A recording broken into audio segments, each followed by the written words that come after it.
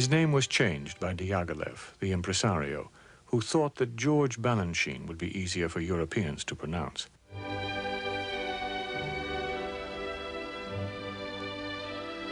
Balanchine had come from Russia, where he had been trained at the Imperial School in St. Petersburg.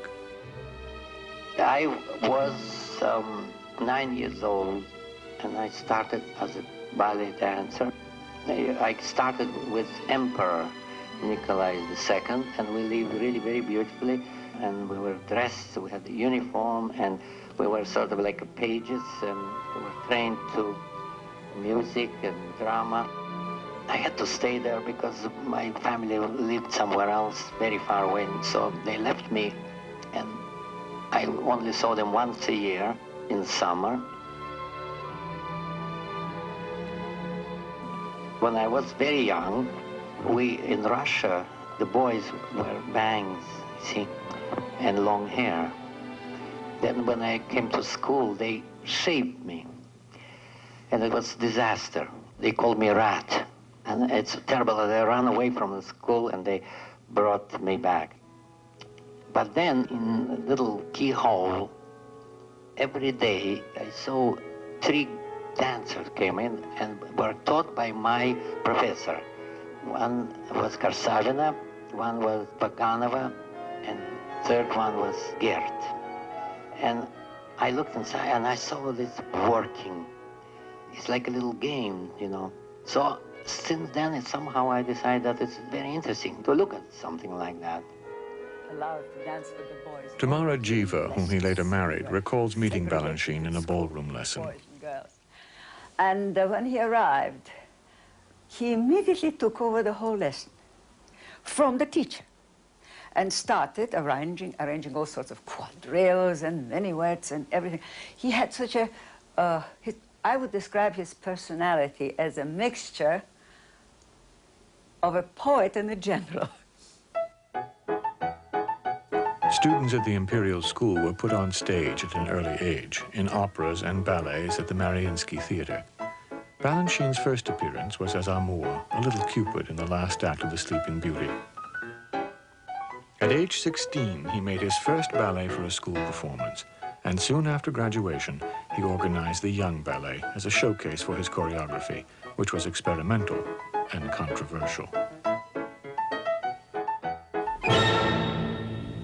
Meanwhile, the revolution had turned Balanchine's world upside down. The Tsar had been killed.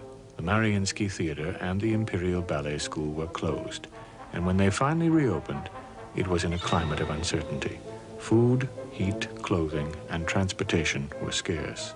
I wouldn't tell you how terrible it was anyhow, but finally I left. And I left with my friends who call ourselves Soviet dancers, and we went to Germany just for a few weeks.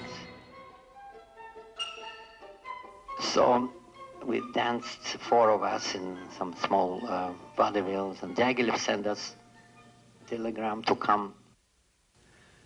Balanchine and his friends auditioned for Diaghilev in Paris, and he immediately asked them to join his Ballet Russe.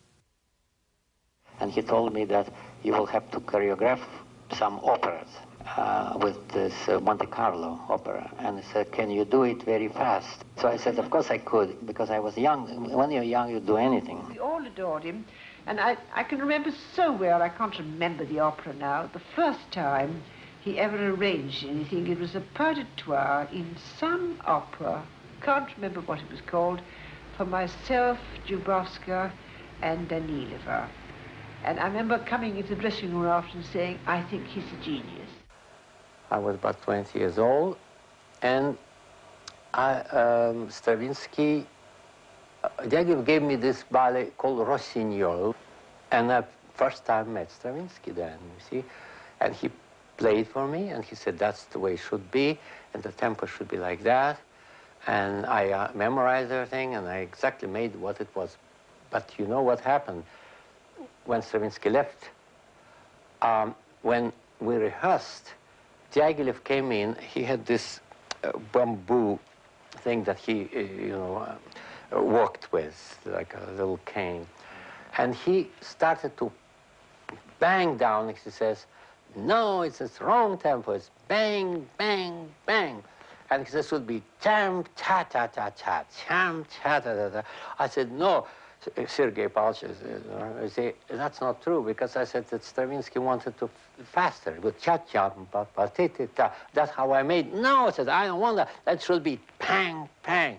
Well, so I did everything, you know, and I changed everything. And when Stravinsky came in, he says, what's the matter with you? I said, I told you that this is wrong tempo. And I put back to the right tempos, you see, the way he wanted to see what I mean.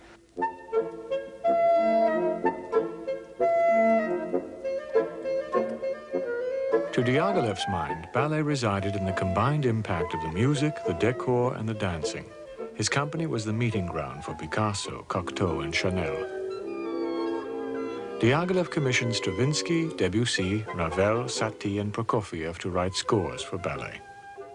Until then, it was what we danced to Dilip, maximum, and Tchaikovsky was great, but the rest was awful things, like, you know, Minkus and so forth and so on.